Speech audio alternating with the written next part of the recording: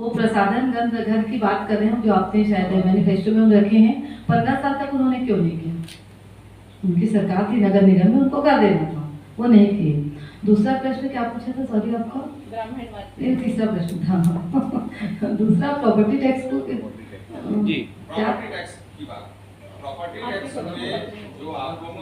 हाँ नहीं, वो उनको हमारे वादे झूठे लग रहे हैं। वो किस मुंह से ये बात करते हैं? शराबबंदी का वादा कांग्रेस ने किया था। कांग्रेस को ये सब बोलने का अधिकार नहीं है।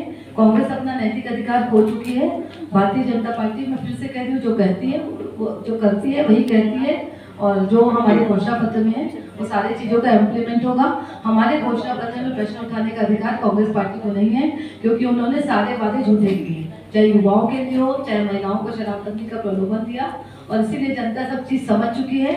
और जनता, कांग्रेस को अधिकार नहीं है हमारे घोषणा पत्र में सवाल उठाने का। तीसरा, ब्राह्मण प्रत्याशी वो उनका अपना रास्ता अलग है, उनका दल अलग है। और मुझे लगता है कि भाई मैं चुनाव लड़ने आई हूँ, जनता क्या देखेगी, जनता को क्या चाहिए? भारतीय रायपुर शहर की जनता है, वो जागरूक जनता है, उनको काम करने वाले चाहिए, और वो मुझे देख रहे हैं।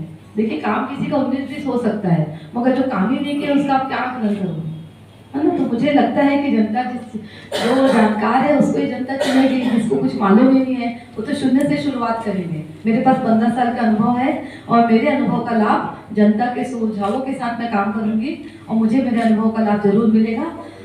ब्राह्मण, ठाकुर, क्षत्रिय, कुर्मी, तेली सभी मुझे वोट करेंगे। रोल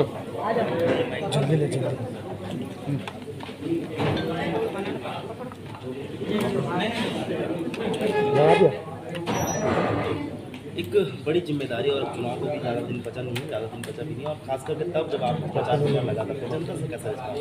देखिए, मैं शहर के 70 वार्डों में पहुंचने का प्रयास कर रही हूँ, और मैं जनता के पास जा रही हूँ, तो जनता का बहुत अभूतपूर्व प्रेम मुझे मिल रहा है, जनता का उत्साह देखते ही मिल रहा है।